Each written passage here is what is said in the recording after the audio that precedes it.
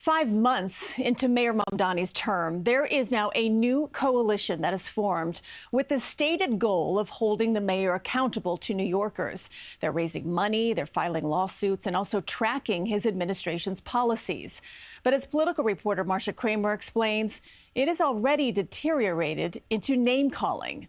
It was a picture that defined the moment. Mayor Mamdani and members of his administration pushing aside hurdles to New Yorkers getting affordable housing while he faced a new and maybe unanticipated obstacle. A new group, New York City Common Sense, formed to work against him. We're in a very scary time in our country in terms of the radicalization of the far left and the far right. It's not a problem in one party, it's a problem in both parties. It has led to increased violence. It has led to increased hate, the inability to have a conversation.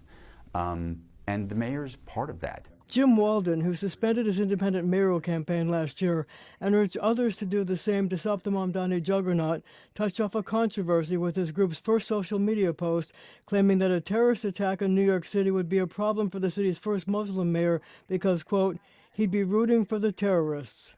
I think that's just despicable. The mayor did not take issue with Walden's decision to lead the group. It's New York City. There are 8.5 million people here. We should see 8.5 million opinions. But he defended his loyalty and commitment to the city he leads. But to besmirch me as the first Muslim mayor of this city, that I would ever be doing anything other than looking to support our city, to defend our city, I really don't have anything else to add to that. And I think it's a reflection of exactly what motivates that kind of opposition. What the post was a repost of an op-ed that I wrote during the campaign 10 months ago. And in that op-ed, I literally quoted his own social media posts.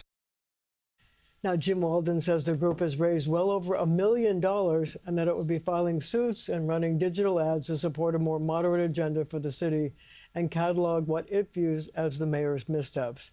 He refused to disclose the list of his donors. So, Marcia, let's get back to those comments that he posted real quick. Mr. Walden says that he's concerned about hate and extremism, but could one argue that he is adding to the fury there? Well, you know, there's always the danger that these remarks can inflame people, especially in New York City, because there's been an increase in hate crimes, so much so that the mayor yesterday increased the budget for hate crime prevention by $26 million. And I know that's also a concern for the speaker as well. Yes, it is. Okay, Marcia Kramer, thank you.